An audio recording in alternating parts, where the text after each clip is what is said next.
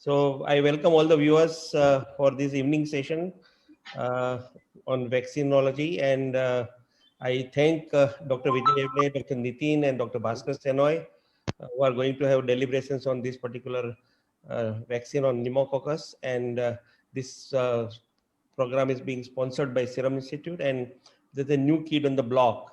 And I'm sure Dr. Nitin and Bhaskar and Vijay will tell us about this new particular kit and what are the advantages and disadvantages and how we should look at it. So over to Dr. Nitin to take it forward. Okay, thank you, Dr. Bakul. Welcome all the viewers. A very good evening. Welcome Dr. Bhaskar Shenoy and Dr. Vijay, the other co-panelists.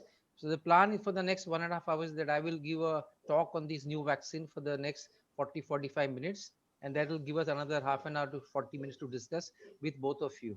So with that, I will start sharing the screen.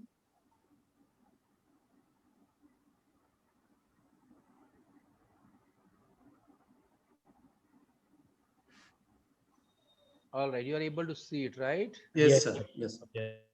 So now India is really progressing, and under the our national motto of Make in India, we have also taken rapid strides in making vaccines which are our own innovative vaccines.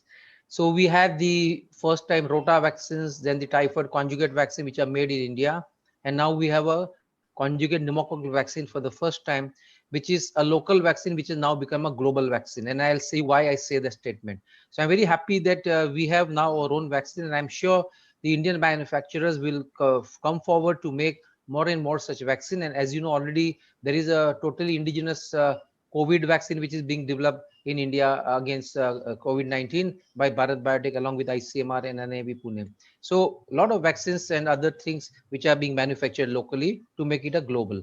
So with that, first I would like to declare my conflict of interest, as I always do, that I am a researcher and advisor to all the 4 manufacturers who either make a conjugate vaccine or a polysaccharide pneumococcal vaccine. Uh, these are the pneumococcal vaccines that are existing as on today in the country and in the world. So we had PCV7, which is now phased out, which has been replaced by PCV13, which has the 6 additional serotype. Mind you, PCV7 was made keeping the serotype which are prevalent in children below the age of 5 years for the invasive pneumococcal disease, as in USA when this vaccine was launched there. But it was soon realized that this vaccine, if it has to go globally, it has to also take care of the serotypes which are prevalent in the other parts of the world, especially developing part of the country where more children die of pneumococcal pneumonia and other disorders. So these serotypes were extended to make it first PCV9 as an experimental vaccine, and then now PCV13 from Pfizer, which we are all using for last more than 10 years. In fact, PCV7 was replaced by PCV13 from 2010 in the national program in USA and many other developed countries. Then before PCV13 came, GSK brought PCV10, which had the same 7 serotype as PCV7, but had the 3 additional serotype, that is type 1, type 5, and type 7F, which are equally important from the point of view of developing country.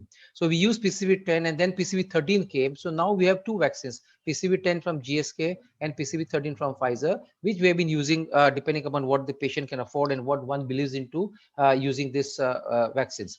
The essential difference between these 2 vaccines, which has been discussed at length in several scientific fora, is the type 3, type 6A, and type 19A. Now, type 3, as I'll show you later, does not work for any vaccine. So leave aside that, but the 6A and 19A are very important causes of invasive pneumococcal disease, pneumonia, and parapneumonia, where the patient can get empyema. So these 6A and 19A are very important in a vaccine. Now, we knew from PCV7 data that 6B cross protects against 6A to a large extent, but the titers being low does not lead to a herd immunity against 6A in people who are not vaccinated in the community. Whereas 19F in 7 did not protect at all against 19A, and that's why 19A was included in the PCV13. And now 19F in PCV10, they have claimed that there is some cross reaction and also some cross protection, maybe for short time in the countries where it is being used. But IAP also believes, and so many scientists believe, including WHO, as I'll show you later, that it is better to depend on a direct protection than to try to get an indirect protection. So both 6A and 19A are very vital serotype which must be part of this any conjugate pneumococcal vaccine. And now we have this new kid on the block from the Serum Institute of India, which is named as Pneumosil. It being a new vaccine, I'm taking the brand name, but I'm going to address this Pneumosil as 10-valent PCV to differentiate it from PCV 10 that we are so used to calling what is Synflorix from GSK. So what's the difference between this new 10-valent vaccine and PCV 13? So type 4, type 18C and type 3 are not there, whereas 6A and 19A are there in this new vaccine, which are not there in the GSK's 10-valent vaccine. So essentially, PCV 10 new vaccine, I mean the 10-valent PCV from Serum new vaccine and the Pfizer's PCV 13, both have 6A and 19A, which are not there in PCV 10. And type 3, which is there in PCV 13, is not there in both these 10-valent vaccine. Now, why type? So as I said, type 4 and type 18C, which are in black here in Pneumosil, have been dropped. So why have they been dropped? Now, if you look at globally, you look at Chile, you look at Colombia, Brazil, Argentina, Mexico. These are the Latin American countries where you can see type 4 is almost not there, or maybe 1%. Same way type 18C is almost not there, or maybe less than even 1%. When it comes to India, we have not one but several studies which have looked at the serotype distribution for invasive pneumococcal disease in children. And again, if you see, type 4 is less than 1% in most of the studies. And except for one study of PEDOPS, where it was 2.8 for 18C, the other two studies, again, 18C was less than 1%. So these two put together may not be more than 2% at the most in the serotype seen for invasive pneumococcal disease in India. So by dropping type 4 and type 18C, you haven't really lost much as far as the coverage is concerned. Now the question, why type 3 is not there either in the GSK's 10-valent vaccine or in Serum Institute, which is a new vaccine?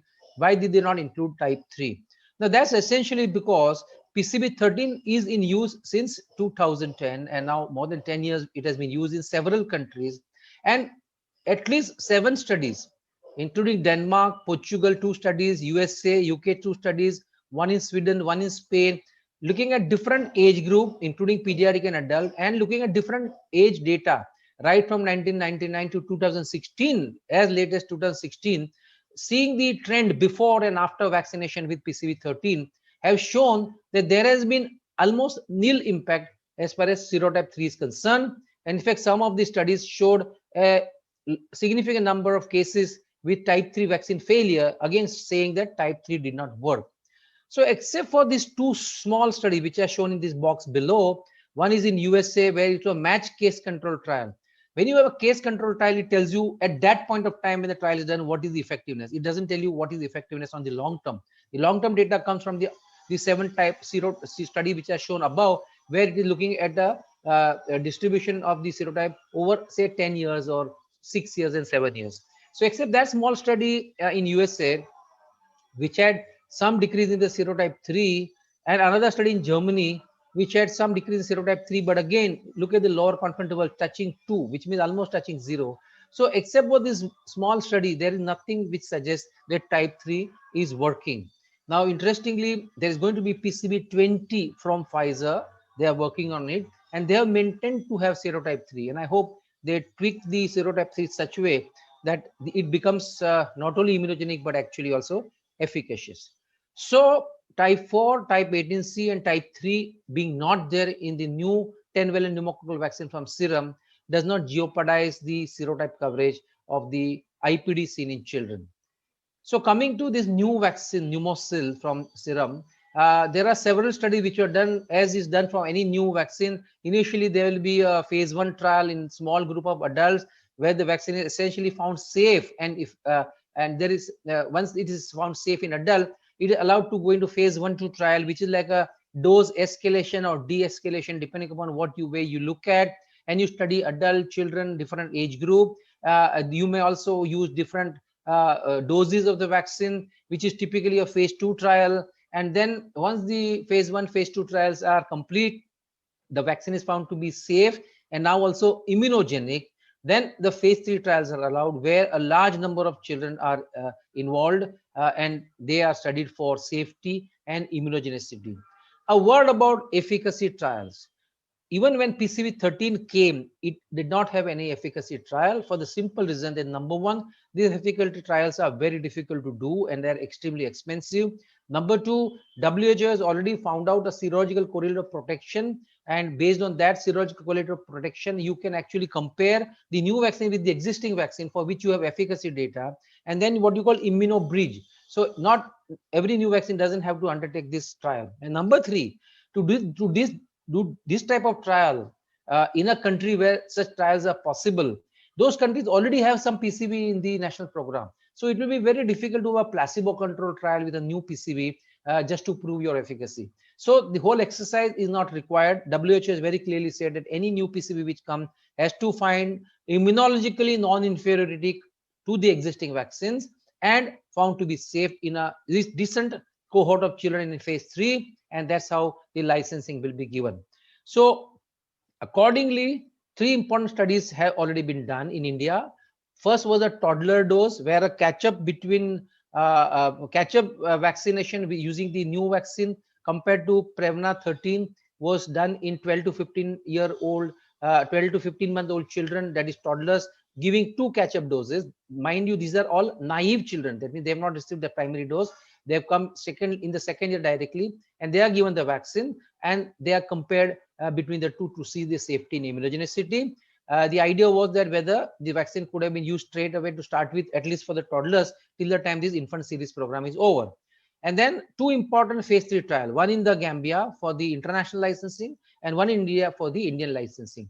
So the Gambia study compared the new serums vaccine in 3+1 schedule, EPI schedule 6, 10, 14, and an early booster at 9 months, comparing with the Synflorix, which was the part of the national program in Gambia at the time, and a trial done in India using the EPI schedule of 6, 10, 14, but without the booster. As you know, the national program in India for the PCV, whether they're using PCV 13 or any other vaccine, is 3+0 schedule, where they are going to give 6, 14 weeks and 9 months booster. This was 6, 10, and 14 week schedule without a booster. And as there were 2 vaccines already licensed in India, the authorities requested the manufacturer to compare this vaccine with both Prevnar 13 and Synflorix, unlike in Gambia, where it was only with the Synflorix. So these are the 3 studies that I am going to show you essentially what the data is.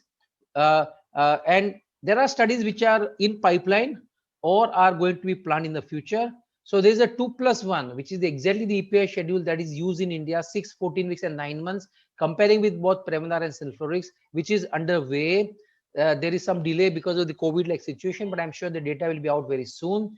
You also have a same 2+1, 6 weeks, 14 weeks and 9 months, which is again the schedule that many other countries outside India are using. So the same phase 3 Gambian study is done, comparing with both Prevnar and Synflorix, so that you have 6, 14 week, 9 month schedule, both for Indian licensing and international licensing or extension of the licensing required. And both the study data will be out soon.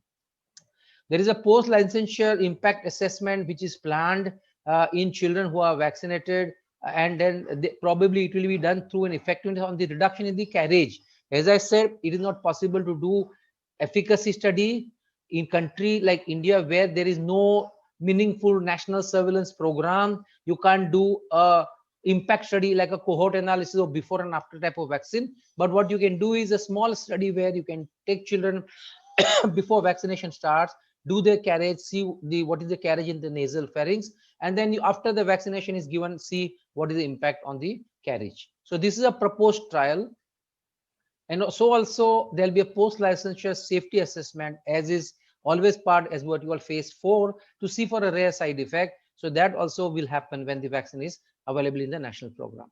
So with this preamble, I will now show you the 3 data sets that I said, which are done in India. Essentially, the first I will show you the Gambian data for the phase 3. Then I'll show you the Indian data phase 3 comparing with both the vaccine. And lastly, I will show you the toddler data. Now, as recently as few days back, almost 2 weeks back, the ACVIP, our Immunization Committee of Indian Academy of Pediatrics, has published ahead of publication 2020 guideline. Those guidelines are being modified based on some corrections, and they will go in the print. So this is available online, as you can see here. That's the link given to you. When it talks about pneumococcal conjugate vaccine, the data on this new vaccine from serum PNEUMOSIL.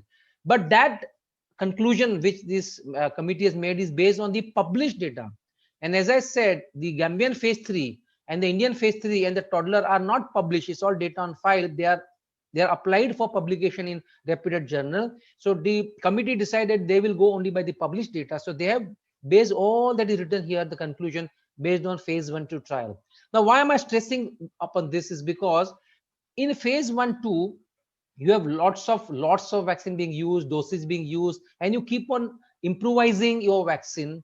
Once the vaccine enters phase 3, that is frozen, and then no more improvisation in the technology is allowed by the drug authorities. So the data that I'm going to show you is all phase 3, which definitely are much better than what you are seeing in the phase 1-2. For some of you are very scientific minded, after my talk, may refer to this phase 1-2 data from Gambia, which is published, and compare what I'm saying as, because there are some serotypes which are doing better in the phase 3 than what they did in the phase 1-2 trial in the Gambia.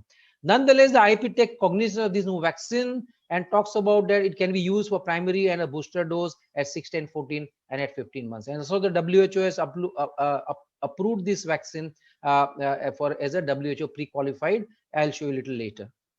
Now, again, before I start showing you the data, I want you to understand what the difference between an IgG response and an opsonophagocytic assay response. Now, both are these looking at an antibody response when you give a vaccine. When you take up IgG, it is just the presence of immunoglobulin that will react with the particular serotype in a laboratory Petri dish. Whereas when you talk of OPA, not only the antibody has to exist, but it has to actually show functionality by killing that particular serotype pneumococci in the Petri dish. So while IgG is a total response, whereas OPA is actually the functional antibody response. So what is important is the OPA and not the IgG alone. While for licensing, all the drug controllers in the world will look at the IgG non-inferiority. As far as we, the end users, are concerned, and me as a scientist would be more interested in seeing what is happening to the OPA, because OPA is the one which is actually going to kill and the organism and help our patient from not getting disease.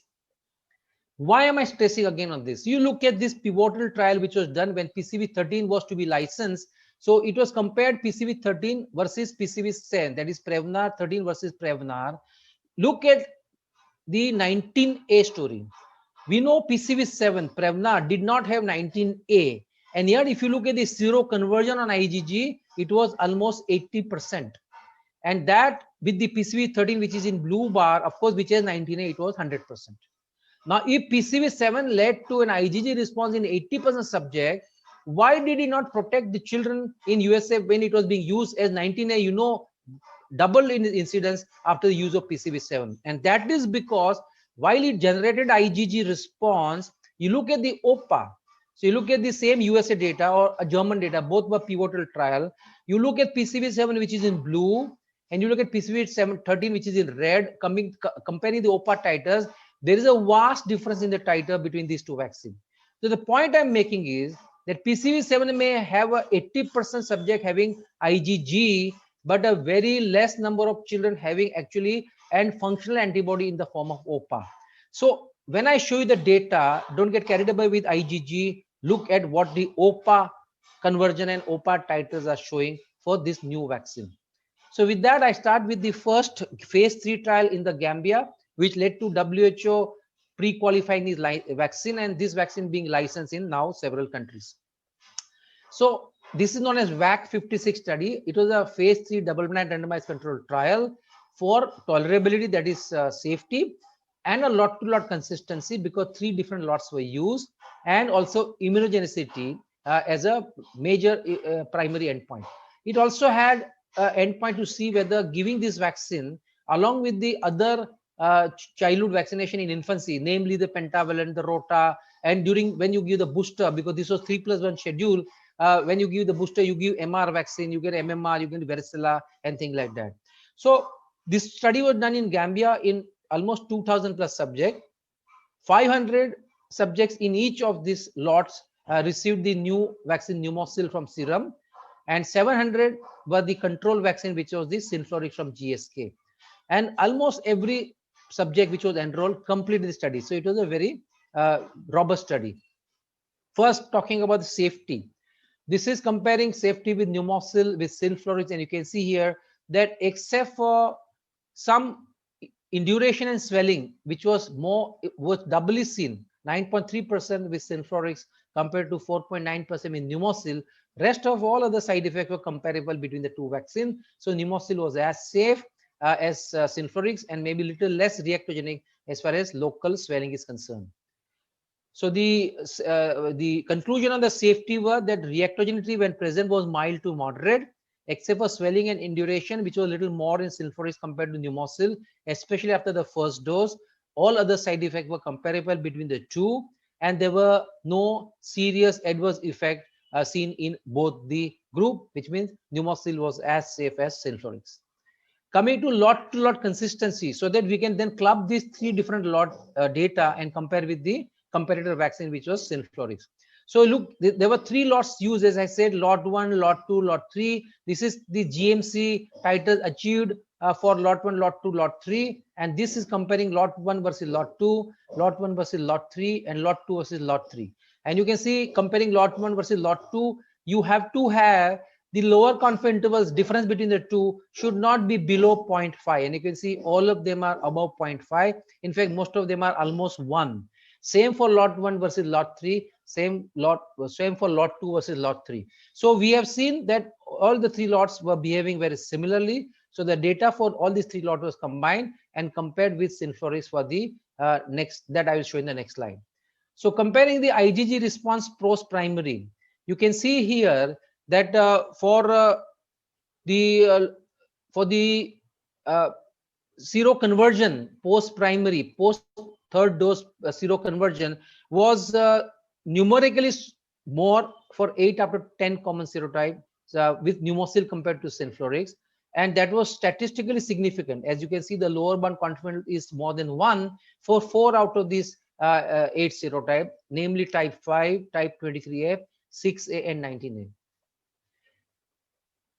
When it comes to the GMC, you can see the GMC ratio comparing Pneumosil versus GSK. If it is 1 or above, it means it's obviously non-inferior, and if it's more than 1, it could be superior. So you can see here again 7 out of 10 serotypes, which are shown in bold here, the ratios were more than 1, and again for 6 out of this 7 serotype, it was statistically significant as the lower bound interval was more than 1. So there was a better seroconversion seen in the form of IgG response, and also comparing the ratio of the titers between these two vaccines. Now, I am showing you the 6A and 19A, which are the extra serotypes which are there in Pneumosil, which are not there in the Synflorix. So for the regulatory affairs, when you compare additional serotypes which are not there in the comparator vaccine, you can't take the actual values. You have to take the values to compare as the minimum that is achieved for any serotype in the vaccine which does not have that serotype. So for say Synflorix doesn't have 6A and 19A. So the lowest seroconversion seen was 76% for 6B amongst all the other serotypes. So that is taken here to compare. And same way for the titer ratio, the lowest titer was seen for say same 6B. So you are taking that serotype. Even with that criteria, you can see the non-inferiority, and in fact superiority for 19A was proven. But if you see the actual titers achieved, you can see the subjects with more than 0.35, 81% versus 8%, difference being grossly in favor of Pneumosil as expected. For 19A, 95 versus 40%, again grossly in favor of Pneumosil because it has both the serotypes. Looking at the titers, again 1 versus 0.12 and 1.64 versus 0.2, the ratio being 8.5 and 5.6, again that is grossly in favor of Pneumosil. So the superiority for the additional 2 serotype was demonstrated post-primary for these 2 serotypes, which are important, as I said before, that is 6A and 19A. Now coming to use of, why I was stressing on 6A and 19A, that they must be there in the vaccine. So this is a very recent paper which is published in September 2020, looking at the American and Caribbean region, what is known as SIREVA data, where they looked at the different serotypes right from 2006 to 2017 in countries using Synflorix international program. So leave aside the other serotype, just concentrate on 19A. So you can see here in Brazil, before the vaccination 19A was 4.8%, it became 29% after vaccine. That means it went up. Same way here from 5.2 to 29.2% with Chile. Colombia, there was not much difference, whereas for Paraguay, 2.4 to 20%. The point I'm making is if you use a vaccine which doesn't 19A, the 19 can go out of the hand, is what was shown by this data. Now, the same paper also looked at countries in the same area using PCV 13, that is Prevnar. And you can see here for countries using Prevnar, the 19A has come down drastically in most of the countries. So you need 19A in the vaccine, and 19A is there in Pneumococcal, the new vaccine from Serum. Again, talking about the disease burden reduction of 19A in children who are vaccinated, and for herd effect for people above the age of 5 years who are not vaccinated. So the blue are the ones which are using PCV 13, and the brick red color are the countries which are using PCV 10. So you can see in Israel, US, and UK, moment PCV 13 is introduced, this is talking about PCV 13, mind you well, you can see that 19A disease disappears. Whereas if you look at the Chile, New Zealand, and Finland, the 19A disease went up and went down when PCV 10 was used. When PCV 13 was used in New Zealand, because they switched to PCV 13, it went down. And in Finland, you can see here, it has gone up recently. That is for children who are vaccinated. For children who are, people who are not vaccinated, as a part of herd effect, there's a massive herd effect seen by childhood vaccination for the people who are not immunized above the age of 5 years, PCV 13. You can see here, there has been a consistent drop for all the countries using PCV 13 in blue above, whereas there's a consistent rise for all the three countries, namely Chile, New Zealand, and Finland, which are using PCV 10 in their national program. So using PCV 10, the 19A disease can go out of hand in children below the age of 5 years, but certainly also there is no herd effect seen as far as 19A is concerned. So it is good to have this serotype in the vaccine. Okay, now coming to the post-primary OPA, which is important because that's the functional antibody. So 6 out of 10 serotype, the OPA conversion more than 1.8 was more than 1 favoring Pneumococcal. So first of all, you can see here for type 1 and 6B, the seroconversion with Synflorix was 75% and 86%, so below 90%, whereas for all serotype in Pneumococcal group, it was more than 90%. And the difference between the two vaccines was statistically significant for type 1, 6B, 6A, and 19A favoring Pneumococcal. When you compare the titers to serotype 9V and 19F, the ratio of the titer was favoring Synflorix. As you can see here, the confidence intervals are suggesting that the Pneumococcal had lower GMT OPA titer as compared to Synflorix. But if you look at the other serotype, then 7 serotype had a ratio more than 1, and 6 of these 7 serotype, the ratio was statistically significant. So while 2 serotype, it was better with Synflorix, for 6 serotype, it was better with Pneumococcal. And this is post-primary. We will come to this 2 serotype 9V and 19F when it comes to the post-booster. So what was the conclusion of this post-primary? That first of all, both the vaccine induce robust antibodies for the most of the serotypes. The OPA titers were definitely are the ones which are important. They were more than 90% for the Pneumococcal, whereas for 2 serotype, type 1 and type 6B, it was less than 90% for Synflorix. And overall, there seemed to be better OPA seroconversion and better OPA titer for at least 4 to 6 serotype for Pneumococcal compared to Synflorix. Now, this is the booster response. When the boosters were given to these children, what happened to their titers? So you can see here that type 5, surprisingly, did not boost with both the vaccine. You can see here the titer was 1.4 before booster, remain at same level for Pneumococcal. Titer was 1.26 with before booster, and remain at 0.84 with Synflorix. So both Pneumococcal and Synflorix, for some reason, there was no boosting. But if you look at the post-booster titers, 1.3 versus 0.8, it was favoring statistically significant better with Pneumococcal compared to Synflorix. Now you look at the other serotype, then same 9V and 19F, you can see the titers are favoring Synflorix compared to Pneumococcal, but for rest of the 4 plus 4, 8 serotype, the titer ratio was better with Pneumococcal compared to Synflorix. So this is post-booster IgG response, which was seen ratio-wise better. Now, what happens to OPA, which I said is the most important functional antibody? So when you compare the OPA, you can see 9V and 19A, which has shown a little inferior seroresponse with pneumosil compared to sulfuric. That difference has disappeared with comparing the OPA titers. So as OPA are more important, these two serotypes which were supposed to be inferior, that difference has disappeared. And for remaining 7 serotypes, the ratio was in favor of pneumosil compared to sulfurics. So the conclusion that you can make is that again, post-booster also, the functional antibodies seem to be better, both response-wise and the titers-wise for pneumosil compared to sulfurics. This is the non-interference with the other childhood vaccination that you use.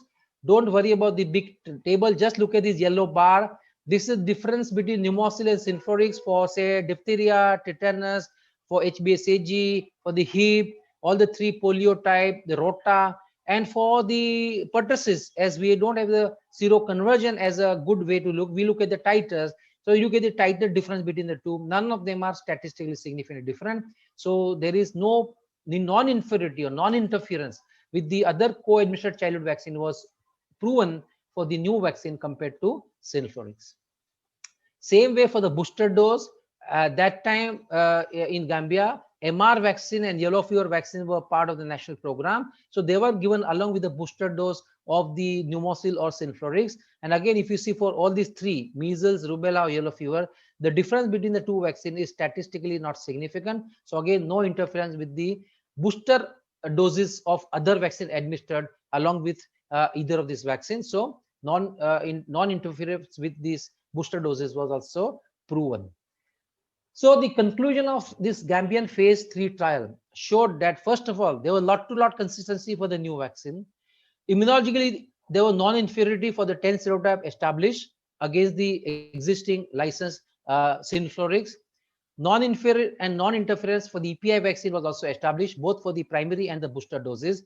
Both the vaccine safety and tolerability profile was also proven, and a boosting was proven for most of the serotype. And for the new vaccine, as compared to the existing vaccine, there were several serotypes which were doing better as compared to sulfurics, both post-primary and post-booster, especially when you look at the functional antibody, that is the OPA titer.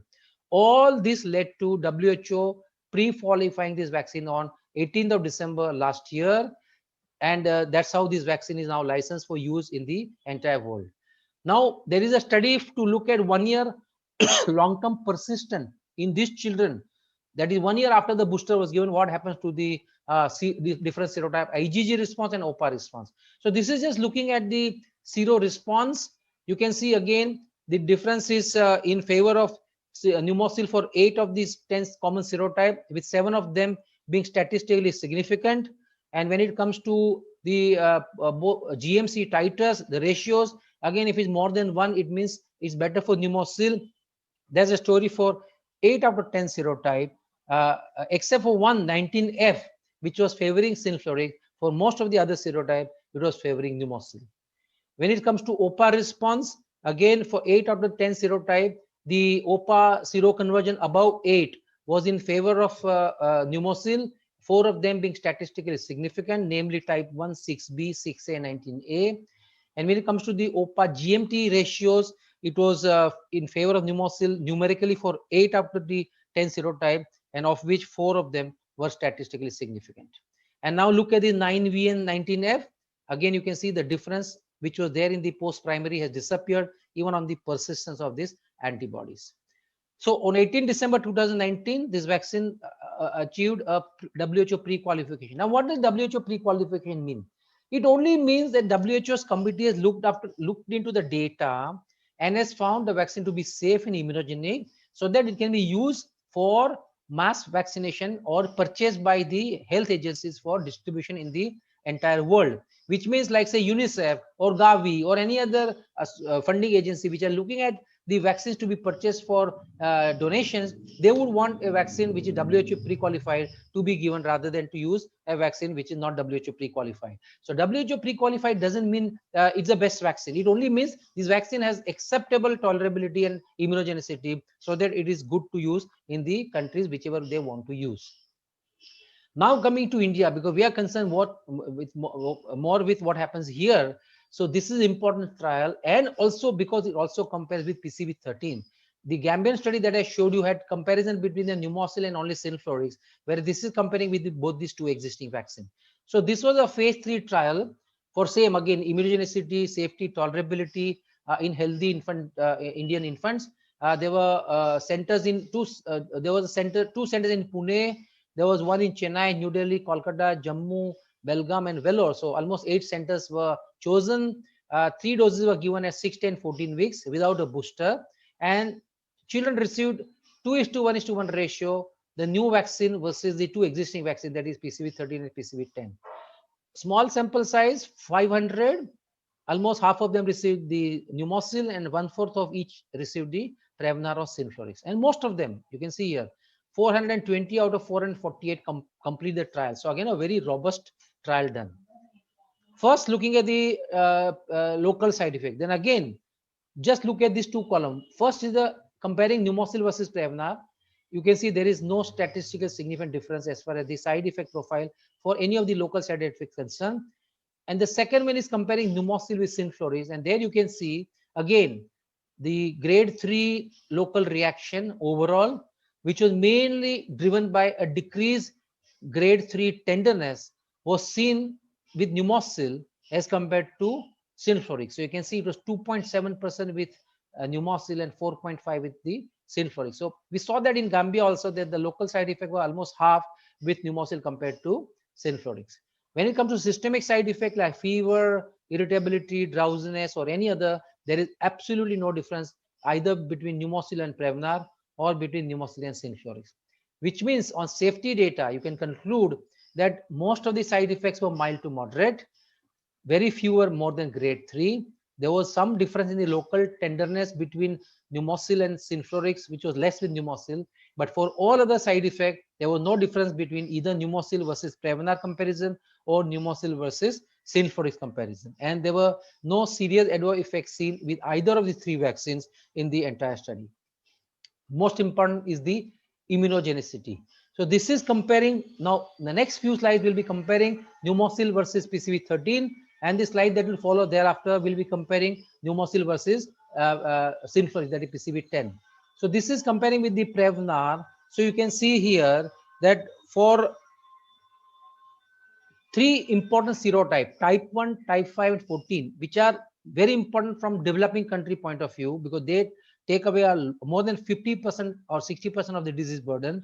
The seroconversion with pneumosil was 100%, 98, 99. So also with Prevnar. So that is very reassuring. Comparing the differences, you can see here for 6A and 6B, pneumosil was statistically lower compared to Prevnar. But for all other serotypes, there was no difference between the 2 vaccines. In fact, some of them were numerically better with pneumosil compared to Prevnar.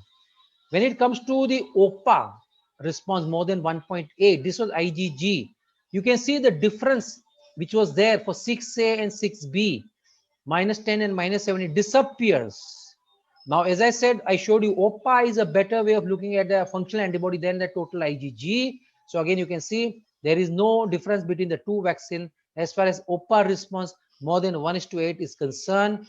Coming to the titers, again, for the GMC ratios, you can see almost 6 out of 10 common serotype, the ratios were lower with pneumosil compared to Prevnar, as it was below 0.5 for the lower confidence intervals for 6 of the 7 serotype.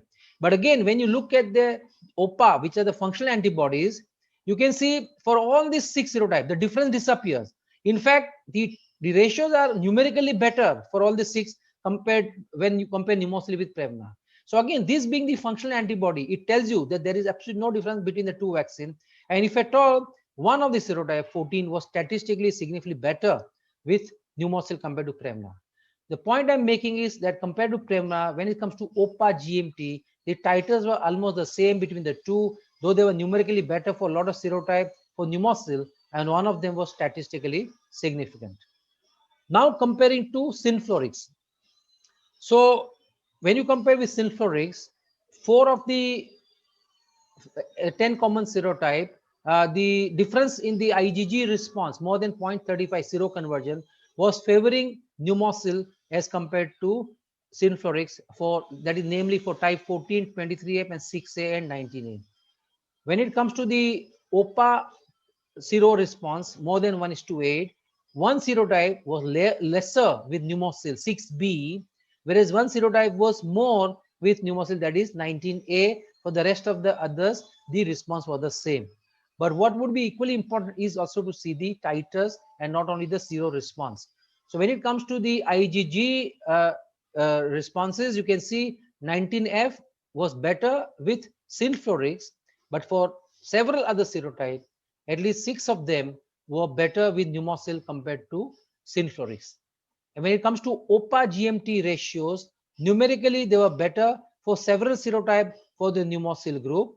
And the difference which was there in 19F here in the IgG ratio disappears when you compare the OPA ratios. So for OPA ratio, which are more important, many serotypes were numerically more. All these are shown in bold, almost 8 of them, and 2 of them were statistically significantly more with pneumosil, and none of them was statistically inferior as compared to synflorix.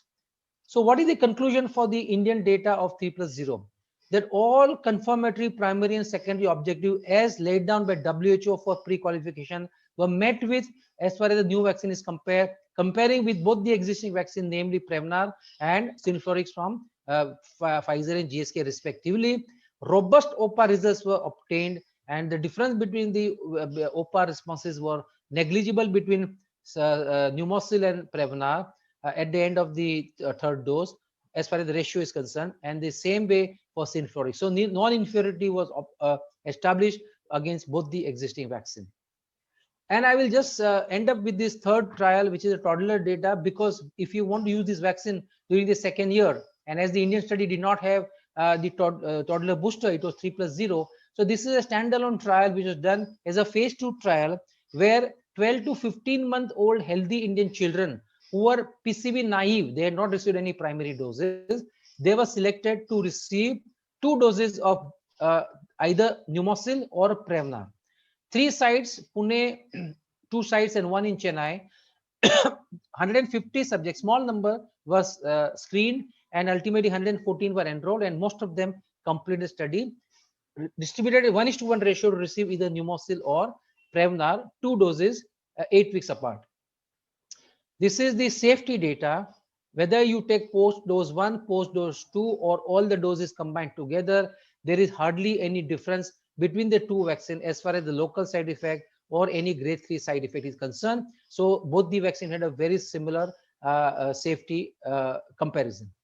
Now coming to the immunogenicity.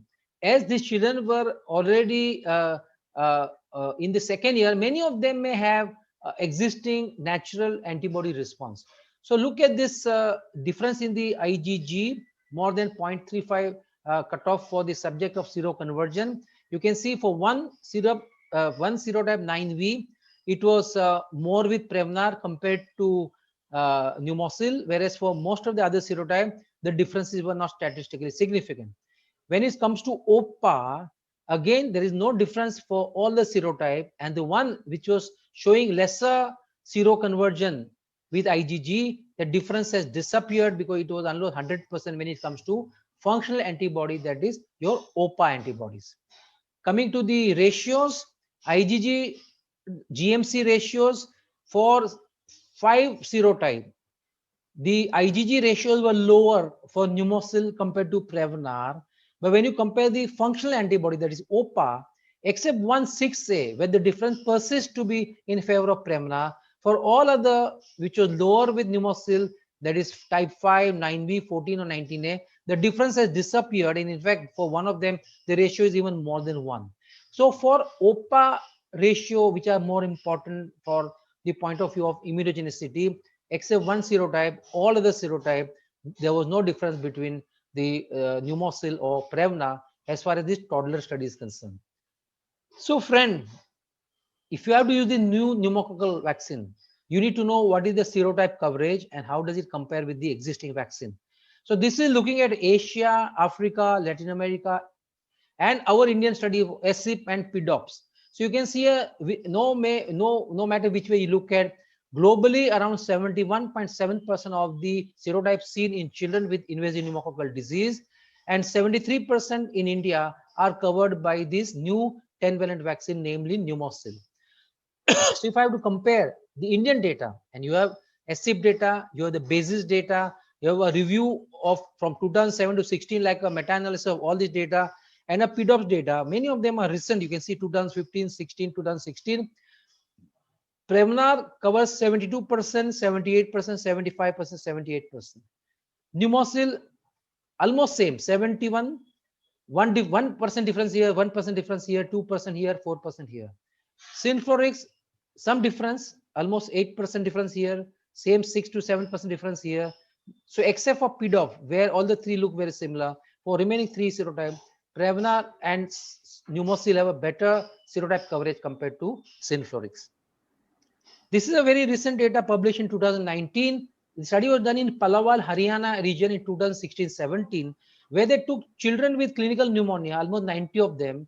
They also took some healthy children in the community, almost 500 of them.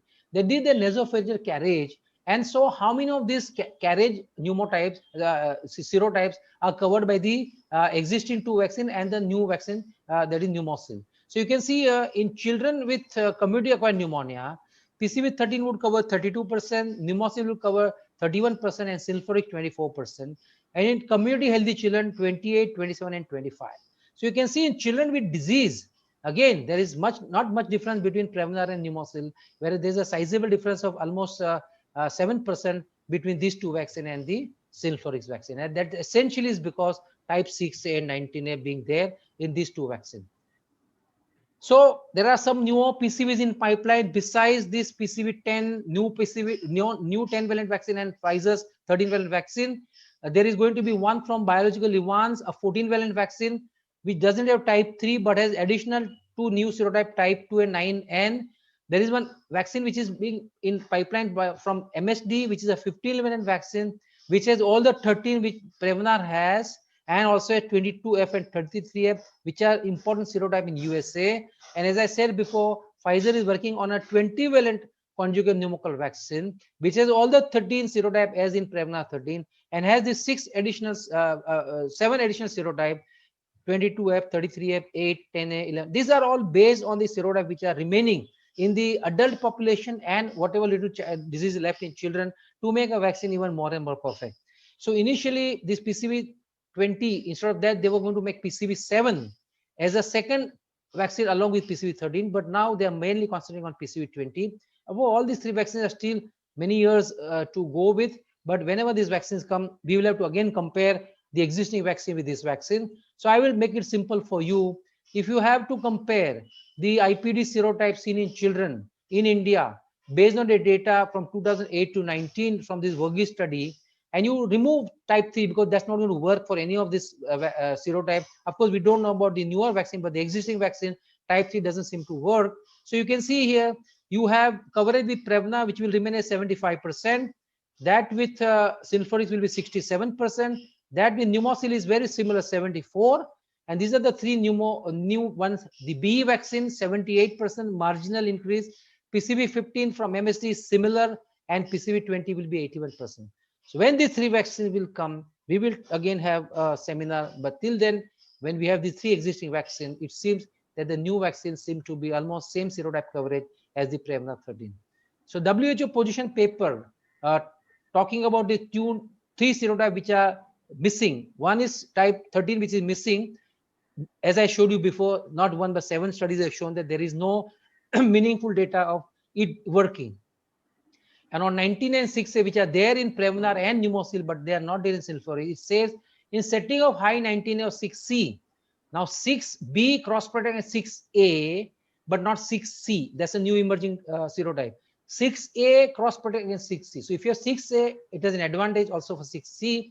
So if you have this burden, then it's better to use a vaccine containing this vaccine, this serotype, and that is namely PCV 13, or now you also have the new PCV 10 from serum, which also is 6A and 19A. So two vaccines which are important from that point of view, which have 6A and 19A, are the new Pneumosil from Serum Institute and the existing Pfizer vaccine PCV 13. This is the, I know, I'm sure some of you are deeply into the science, and a lot of you would have read about the various papers which are published, many of them from USA, especially from the CDC, which has this active bacterial core surveillance group, ABC of CDC as we call. Dr. Cynthia Whitney was one of the pioneers who did these studies when she was there. Now she's retired and she's now a faculty member at the Emory University. She has given her opinion. I'm reproducing what she said. There are more than 230 scientific publications on pneumococcal disease, frequent consultant for the WHO. That's her credential. She says, across the studies, the new vaccine meets all the immunogenicity and safety objective following primary and booster doses. Reactogenicity and immune response are similar to the licensed PCV. Lot-to-lot consistency was met with by the new vaccine. It did not reduce the response to the concomitant childhood primary or booster vaccine which are used. And overall, it indicates that the new vaccine's performance, if incorporated in the national program, would be similar to that of the existing PCV10, that is Synflorix, or the existing PCV13, that is Prevnar 13, both of which have had a major impact on the pneumococcal disease burden in a range of settings. Well, friends, with that, I come to the end of this talk. And now we will move to the panel discussion, and we will take some questions if they're there in the chat box. So welcome, Dr. Yewale and Dr. Bhaskar Shenoy. And so I will ask each one of you to say in 3 to 4 minutes, what is your message seeing this presentation, and what is your feeling about this new vaccine? Maybe first with Dr. Yewale, then Dr. Shenoy. Okay, thank you very much, IAP, for having us on this panel. And first of all, as usual, Nitin's presentation has been excellent, and he has literally walked us through the pneumococcal disease and evolution of different pneumococcal conjugate vaccine. And as presented by him, the only thing that I can say is pneumococcal disease is a significant disease burden. Under 5 mortality, pneumonia continues to be the major killer, and all these pneumococcal conjugate vaccines have been looked at as under 5 survival tools, and our experience is that all these vaccines so far have done extremely well, and there have been consistent improvement. The PCV13, which was made on the platform PCV7 with 1 and 5, and the 19 and 6A added as the non-vaccine serotypes emerged, and the important disease caused by 1 and 5. And then the whatever disease that was left was, though it was less in magnitude, 19A continued to bother the scientific community and children, and very correctly a new vaccine was invented and put in practice. And it has. Sorry to interrupt you, Dr. Vijay. Now we have yet another vaccine, which from the data that Nitin showed us seems to be almost similar to the existing PCV13 vaccine in terms of coverage that it would offer to children, both in terms of the invasive disease, the mucosal disease, and the impact on nasopharyngeal carriage. So we definitely look forward to this vaccine, which is coming from a Indian company, which is known for quality and pricing. And I'm sure it's going to be a boon. It's going to be a game changer pneumococcal conjugate vaccine in the near future. So before Bhaskar speaks, welcome Dr. Kasi, our strong man from the IAP Committee on Immunization. Dr. Kasi, you can put your video on if you are there. And yeah, there. So nice to see you. You are like my guru, sir. I really admire you. And also Rajendra Vaidya from Aurangabad. So just to give an additional information on what Vijay said very rightly, that when PCV7 was being in use, post PCV7 use in USA, in children below the age of 5 years, the IPD incidence dropped from 90 per 100,000 to around 15 or 16 per 100,000. There was a massive decrease. But 19A increased from 2 per 100,000 to 8 per 100,000. There was a 4-fold rise, and 8 out of 16 would be like 50%. So of the disease that was left in children post PCV7, 50% of 19A, that compelled them to make a vaccine containing 19A. So all scientists believe that 6B will cross-protect 6A and 19F will cross-protect 19A. 6B did cross-protect and 6A, but not 6C, whereas 19F miserably failed to cross-protect and 19A. And that was the story. That's the reason why the new vaccine was invented. Over to Bhaskar. Thank you, sir. In simple words, I want to tell that relevant serotypes are included and irrelevant serotypes are removed. So that makes the vaccine more efficacious. And better to use in a, country like us where the burden is more. That is my message. Dr. Nitin, what will be the price difference? We are discussing science here, but if I am not mistaken, if I can quote them, I've confirmed with the manufacturer, the MRP will be 1990. The cost to the doctor, they will tell you once the vaccine will be available. This vaccine is going to be available in next 4 or 5 days in the tier 1 cities, and then gradually will percolate down to the various parts of the country. But a drastic difference between the rates. Let's not discuss the cost here, because I'm sure we are here to discuss science. Otherwise, Dr. Kasi will kill us. No, but the common pediatrician will like to know the rates also. So the rate is 1990 MRP. The cost to the doctor, I'm not sure how much it will be. I'm sure it will be much significantly lesser. Dr. Kasi, your take? You joined late. Now, Yes. first is, I think it's a very exciting vaccine which is on the horizon, and especially it's going to make pneumococcal vaccines definitely more affordable to everyone, and it will also help the government much, because it's definitely going to cut down the cost of the vaccine in the NIP as well. Probably, it can come across the country much quicker because of lower costs involved. Now, Nitin, I have one question to ask. Yes, sir. Please. Now, basically, we have all this data on basis of GMTs and OPA titers. Yes. And all these basically are geared towards assessment of its efficacy against IPD. Right? In Right. our country, I feel we are mainly using pneumococcal vaccine because of pneumonia and rather than IPD. That's right. What is your take on comparison of these vaccines as far as pneumonia, efficacy against Yes. pneumonia would be So if you compare the pivotal trial, when PCV10 and PCV13 came, they did not undergo efficacy trial, except PCV10 underwent COMPASS trial, which is a very small trial. But most of them were not an efficacy based, they were based on non-inferiority. So when PCV13 came, it compared PCV13 with PCV7. Right. And compared PCV13 with PCV10, because they were the two existing vaccines. And we even saw that when it compared with PCV7, the titers for the common serotype were almost the same, or around 80% with PCV13 compared to PCV7.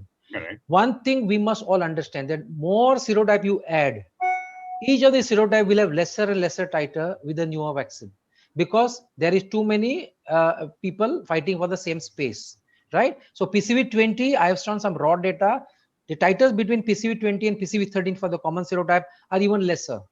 So if you compare that with the PCV7, the 7 common serotype, they are almost at 50%. So when PCV13 was compared to PCV7, for the common serotype, the titers were almost 80%.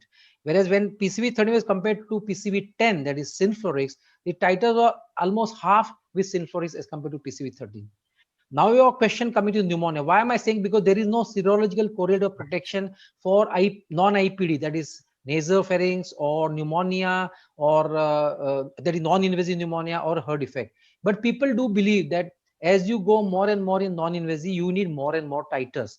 So Correct. titers may not matter for invasive disease, where a little antibody in the blood is enough to take care of the organism which has invaded. But when it has to trickle down from the blood to the mucosa, it needs a higher titer in the blood. So PCV13 with higher titers, certainly we know from several countries, wherever it is used, that there's a massive decrease in the community acquired pneumonia, which are not serotype specific. It's all cause community acquired pneumonia to the tune of 40, 50, even up to 60%. Whereas that with PCV10 also has a very significant decrease in community acquired pneumonia, but it is not as much same as what has been happening in PCV13. And the country which uses PCV10 and PCV13 both, that is Synflorix and Prevnar, I have to take this brand name because there are 2 10-valent vaccines, so people will be confusing. So when Sweden is the one country which uses Synflorix and Prevnar, and luckily or unluckily, 50% of the cohort of Sweden uses Prevnar, 50% of the cohort, those counties, they use Synflorix, and they looked at the impact on the community acquired pneumonia. First, with PCV7, the pneumonia incidence dropped by 27%. When PCV10 was introduced, it remained almost the same, or if at all, went up by around 2 to 3%. And then any of the counties where PCV13 was used, there was a further drop of around 11 to 12%. So a combined drop of almost 30%. So that is the difference when you have titers. So if you have an OPA titers ratios, which are similar between 2 vaccines, my gut feeling is that those vaccines are going to work similar, not only for IPD, but also for pneumonia and otitis media. Right. I think that's the most... Yes, Nitin sir. Yes, Rajendra. With this high titer you are telling, Yes. so will it be that this 10-valent will give little less herd immunity because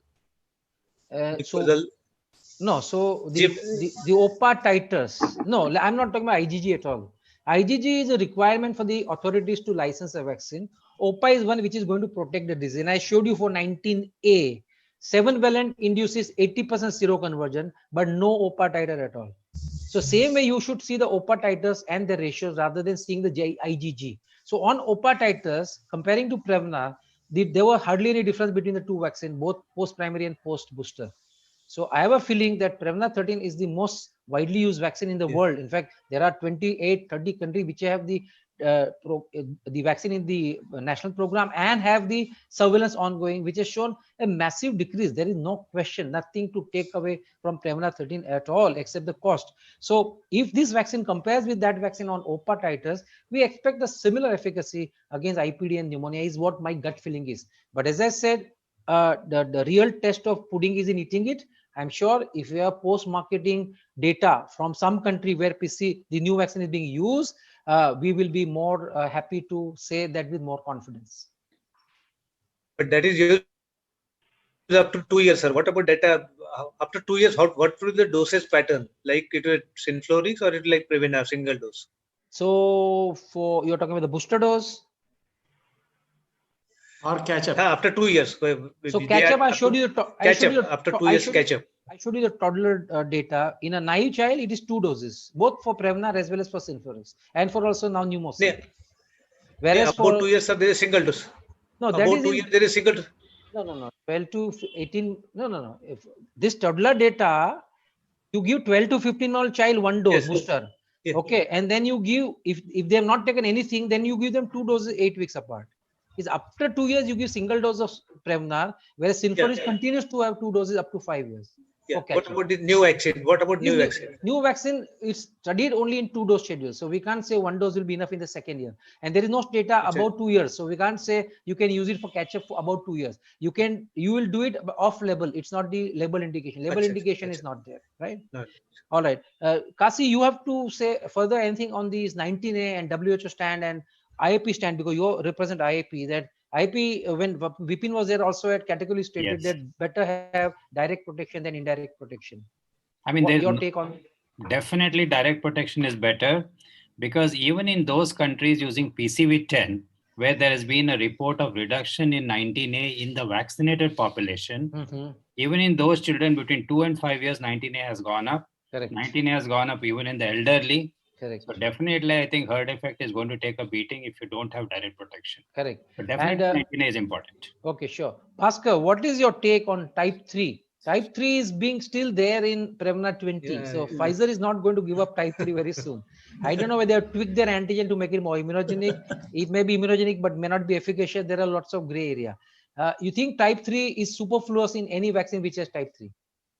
Type 3 is a kind of and why does it not work? Why type 3 not working? Both answers. Why not? Because it is a tough capsule, which is supposed to be very hard. It resists the option of phagocytosis or the phagocytosis by the antibody. I mean the conversion by the antibodies. So having said that, most of the studies which have shown that the existing PCV doesn't have any effect on the serotype 3. Correct. That is the most of even the recent study in 2020 has come, which shows that there is no effect, or even if the effect is there, it is very marginal. So it becomes little not proper serotype to be there in the. Correct. Kasi wanted to add something. Yeah, the whole thing is how important is serotype 3 in the pediatric age group. I'm sure it does lead to parapneumonia, right? But what is the incidence taking it in totality compared to all the other serotypes? Correct. Now, if you remember, I think about 2 years back, data from USA had shown some numerical decrease in the incidence of serotype 3. That was a case control trial. That's not a cohort analysis. It's not it was at that point estimate there was some decrease. And the whole issue is if your numbers are very small, you're never going to reach statistical significance. Absolutely. As far as efficacy is concerned. That I completely agree. The last word is not written.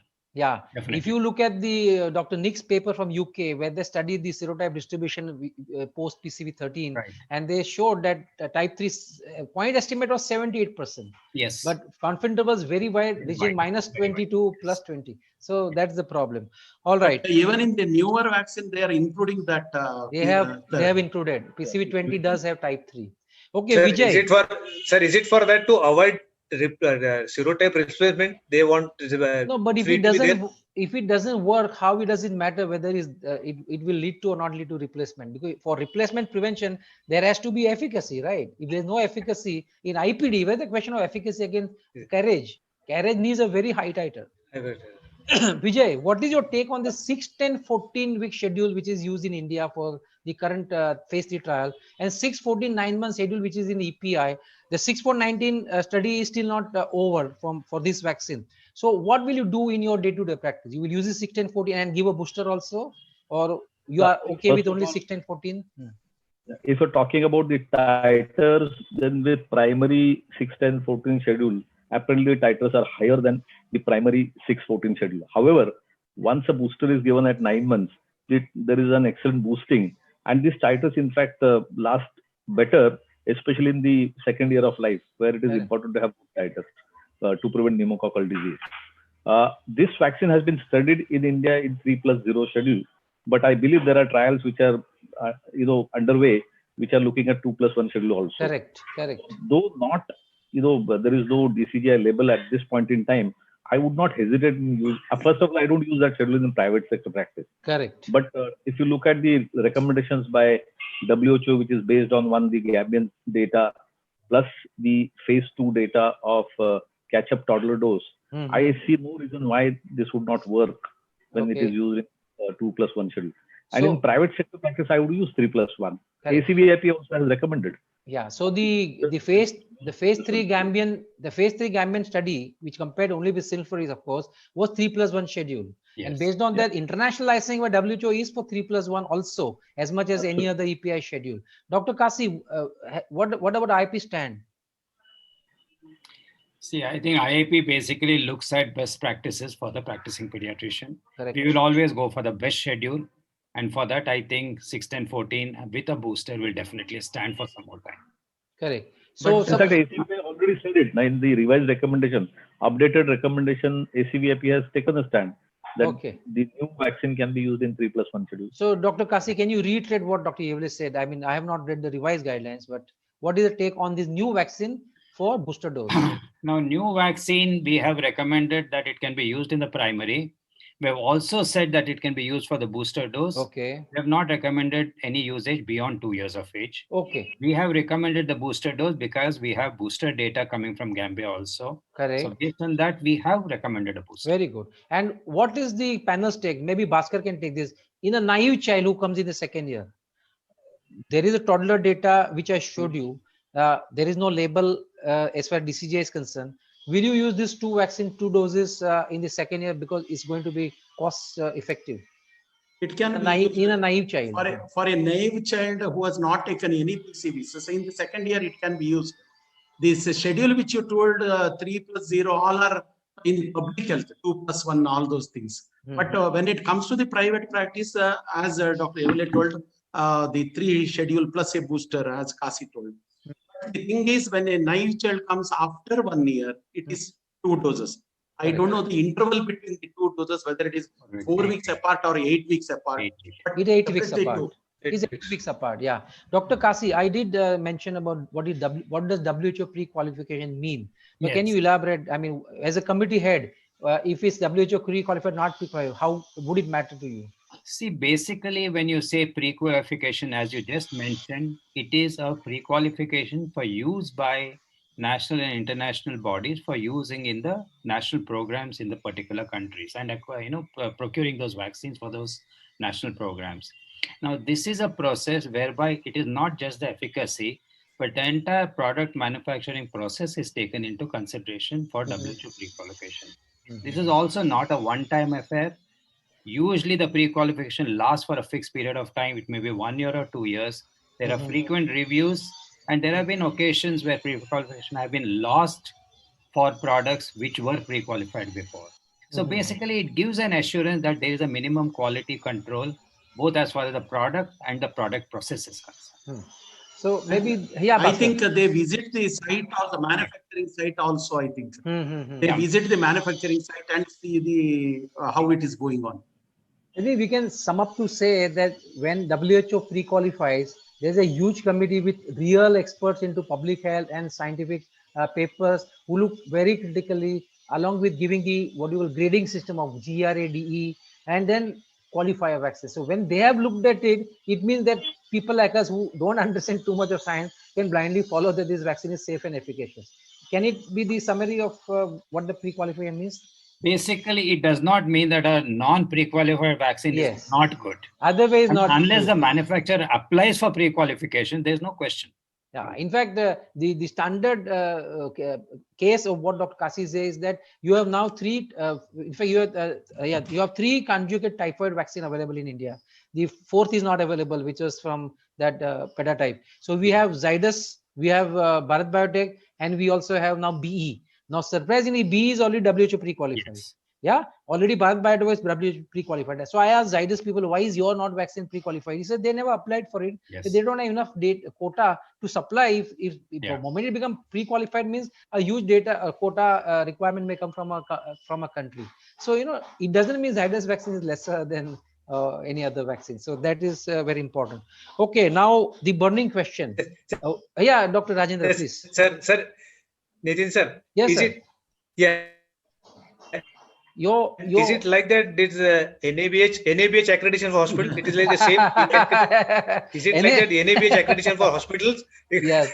So Yeah, unlike NABH, which is happening every year, this is once. Unless something goes grossly wrong, they don't need requalification. Qualification will entitle you to get enrolled on various TPS companies. That is right. Yes, Now the right. burning question.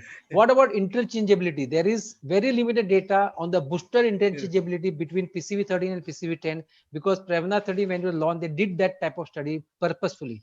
But there isn't any data with other vaccine interchangeability. But whether we like it or not, there are going to be people who will say they have taken some PCV, brand name is not written, nothing is written. And now you want to switch to say this new vaccine. So I will ask each one of you, maybe Dr. Yewale first. What will you do? As a rule, one should stick to the brand that is used. But in case you are pushed to the wall, though there is no data at this point in time, looking at the GMCs and the OPA titles between PCV 13 and the 10-valent PCV from Serum, I mean, there would be opportunity to, I mean, there'll be compelling reasons to do so. And I would not really hesitate. Okay. So you are saying that even by choice, when the new vaccine comes, because it's cheaper. Not by choice. Not by choice. But, all right. Bhaskar, what will you do? Suppose by choice, your parents say, I've heard there's new vaccine which is cheaper. Why are you giving me expensive vaccine? You can say that. No, as far as possible, we should stick on to the schedule. I mean, whatever product which is given. But in the case they insist on giving, there is no harm in giving. That is because some of the studies, if you see, it is the second or the next dose is given the new vaccine. Correct. So with that, you have some data. So you can give. There is no problem. So there has been the phase 1 trial in Gambia where actually people who had been primed with Synflorix, they were given booster with either Synflorix or then they were found. So you are right, there's a data. Kasi, IAP's official stand on interchangeability when a new vaccine. Well, IAP really has not made any comments about the interchangeability because unless we have hard and solid data, we cannot make any recommendation. But going by the principles, I think basically the number of doses that are there in the schedule should be completed as far as possible with the same brand. Where not available or unknown, I think complete it with whatever is on hand. Okay, now the two burning questions, and I'm going to pose to each one of you, and I'm sure you have it in your mind. What am I going to ask? Now, don't ask me what I will do for my answer anything specific. No, so the first question: how much is cost a consideration in choosing a vaccine? First, Vijay, and then Bhaskar. Cost is not the only consideration, but it is an important consideration. So, if you have two vaccines which look very similar, the cost would obviously going for a vaccine which would cost me less. Bhaskar, what is your take? Cost consideration and the vaccination. Definitely, cost is an important factor in addition to the other scientific evidences or scientific documents which you have given. Yeah, in fact, both in the pardon. Yeah, go ahead. Yeah, both in the national programs, they look at more of cost consideration. Correct. They look at more of the disability or daily which has come down. Correct. They look at more of feasibility and the logistics that is more important for them. Correct. And there are studies to both in India and abroad to say that cost effectiveness, both the direct cost and the indirect cost. Correct. Indirect cost means the loss of income, loss of school days, loss of office days, all those things are definitely a great concerns when it comes to the national program. So I would take cost effectiveness. Even in India, along with the Wellcome Trust, the Pondicherry group has done a study which has shown that especially in the high mortality countries, it is very important factor when it comes to the implementation in the program. Okay, I just saw a pop-up window which says that if someone comes late and you give 2 primary at 7 and 8 months, then a booster at 18 months, is that better than giving 16, 14? Maybe Vijay can take that question. That is the schedule that is recommended. A child No, 7 and 8 months he's saying, not weeks. First dose is 7 months, second dose is 8 months, and then a booster at 18 months. That is what is the recommendation. Now, beyond 6 months. Beyond 6 months, you recommend only 2 in primary. And that's right, but you are still ending with giving 3 doses, right? So why wait till 7 months to save 1 dose and allow the child to get an invasive pneumococcal disease in the first 6 months? Absolutely. So I think that's by choice is rubbish. By default, if the child has come late, yes, give 2 doses plus 1. There is no harm at all. Okay, now the question. Maybe Kasi will not answer. Each one of you, Rajendra, Bhaskar, and Vijay, your choice of vaccine now that you have these 3 vaccines. In a child who's starting afresh, we said that for those who are giving, you continue the same run. For a child where it's afresh. See, my take would be each vaccine has its own merits and demerits. My first thing is I will offer pneumococcal conjugate vaccine to each and every child. Correct. Well, the PCV 13 has stood the test of time. It has excellent long-term data on field effectiveness. Correct. And that has served the community. Similarly, even the Synflorix has been used in several countries, and that has really gone a long way in bringing down the pneumococcal disease burden. Correct. However, now we have a new vaccine, which apparently from the data that you showed in terms of the GMCs, the OPA titers, and whatever trials were conducted, and the trials which are underway in India, it is looking very much similar to the 13-valent vaccine. And given the cost difference and the Indian company that it comes from, I would certainly use this vaccine. And unless we start using it, we will not be able to generate the real field data on this vaccine. So this would be, yes, definitely. Okay, Bhaskar? I totally concur with Yewale. The thing is, all these days we had 2 vaccines and we used to use both the vaccines. So similarly now 3 vaccines are there. But when it comes to the cost and it comes to the effectiveness, of course, it is comparable with the existing 13 or whatever existing vaccines. So I would prefer a vaccine which is cost effective. Rajendra. Yes, sir. Definitely, I will ask at least take some PCV conjugate vaccine to each and every child. Plus, we'll see the serotypes in our region, what are the applicable, and particularly for the at least immunocompromised babies, particularly NICU graduate preterm, even they are not affording, they have spent a lot in that. I will convince them to at least go at this stage to the PCV 13 because it's time tested. Once the study of this new PCV 10 will come, then we'll advise. But at least either new PCV 10 or Previnar, particularly to NICU graduate, because they are suffered a lot in NICU, particularly these children, I will convince them to at least at this stage go for PCV 13. Afterward, once data, more cases will come, then we'll think next that time. Okay, my take is this way, that so far we had 2 vaccines.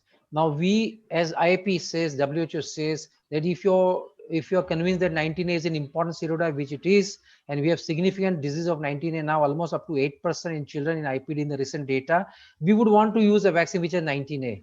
Now, but because of the cost consideration, a lot of people could not afford that 19A containing vaccine. So we were using the vaccine which is so cost effective, which didn't have 19A. So it was a trade-off between cost versus a better serotype coverage. But now we have a vaccine which contains 19A and is also going to be less costly. It obviously makes choice little more easy to make. Is that a fair conclusion?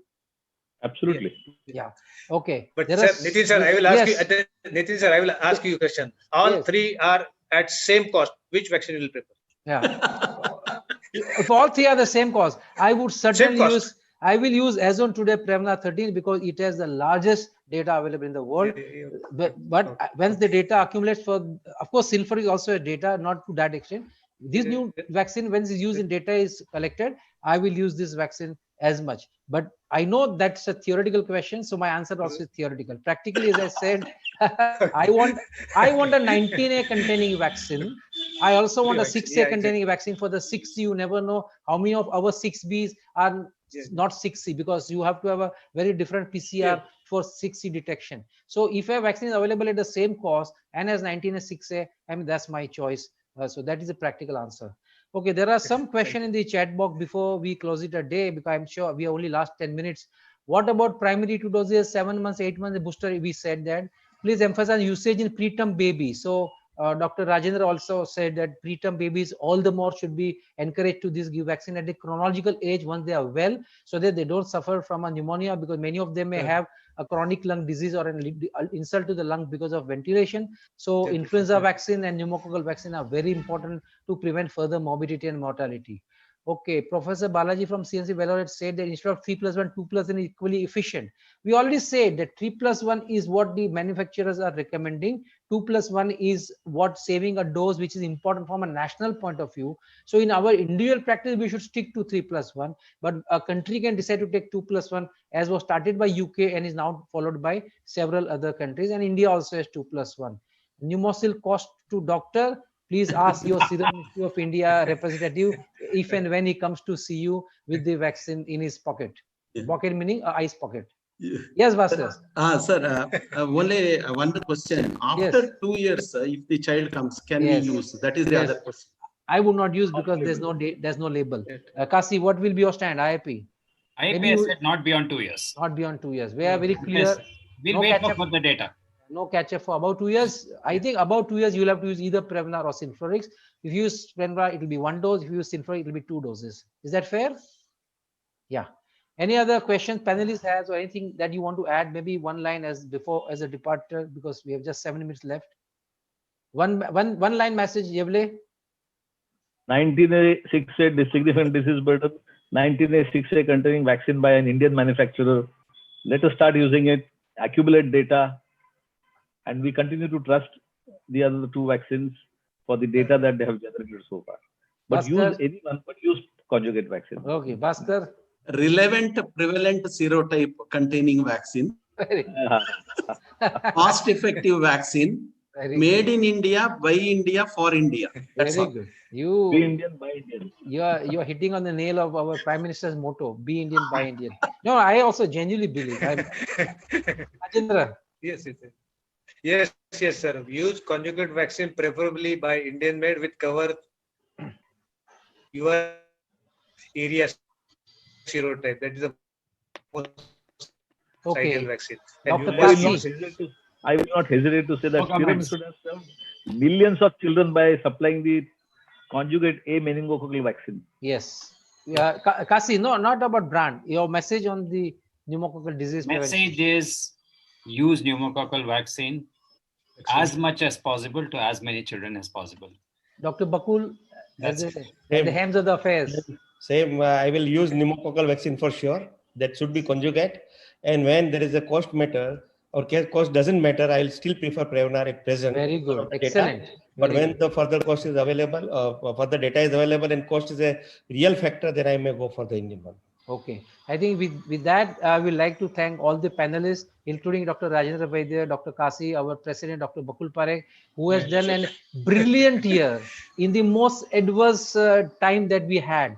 And in fact, has made learning science so easy through this dIAP platform. I still remember in Pedicon 2019, when I was moving around in the exhibition area just before the conference start, I saw at one corner one dIAP stall which was empty. So I asked, what is the dIAP? They say, no, it's Dr. Bakul's brainchild. I said, what are you going to do, Bakul, on the dIAP? But see how vision. So he's a man which Midas touch, you know, whatever he turns into gold. So he touched the dIAP platform, and lo and behold, the dIAP platform has worked so well that, and sitting at home, attending what you want to attend has made it so easy and cost effective, both for the speaker as well as the attendees. I think complete full marks to Bakul for an enthralling scientific year, besides the wonderful year that he had otherwise. And most important, most of these talks are archived, so they will be remaining on the platform for years to come. So congratulations, Bakul and Central IB. Yeah, Bakul. Nitin, if you give me 10 seconds, I would like to read. I would like to read a message sent by a senior teacher, Dr. Srinivas, 74-year-old gentleman who, you know, watches all these webinars. So Dr. S. Srinivas from Puducherry. Yes. Yes. Let me read the message. Yes, please. He is written to Dr. Bakul Pare. You must be adjudged as the man of the year, and Indian Pediatrics must bring out January issue with your photo on the cover page for the great service you render to pediatrics, not only in India but also globally. How many youngsters were given elbow room and share the limelight with stalwarts in general pediatrics and subspecialties? PGs were greatly benefited. Feeling bad that your tenure as president is coming to end. I hope you will be chosen as president of Asia Pacific Pediatric Society. Thanks a lot. Good. So I think with that we come to an end. So with that, I would like to thank IAP, Dr. Bakul Pare, and dIAP for giving us this wonderful opportunity to share our thoughts on this very new and very exciting vaccine, that is a new 10-valent conjugate vaccine. And I would like to thank all the panelists, Dr. Bhaskar, Dr. Vijay Yewale, and Dr. Kasi, my guru, and Dr. Rajendra Vaidya for being there and for being involved in a very lively and I would say very honest answer. So thank you very much, and we sign off. Thank you. Thank you. Thank you. Thanks on yes, sir. On behalf of Scientific Committee PediWeek, thanks a lot, Nitin sir, Bhaskar sir, Vijay Yewale, Kasi sir, and of course Bakul sir and Basora sir. We are given the opportunity to have this wonderful academic session. Thanks a lot, sir. Again, we'll meet you. Thank you. Bye bye. Thank you. Bye. Bye.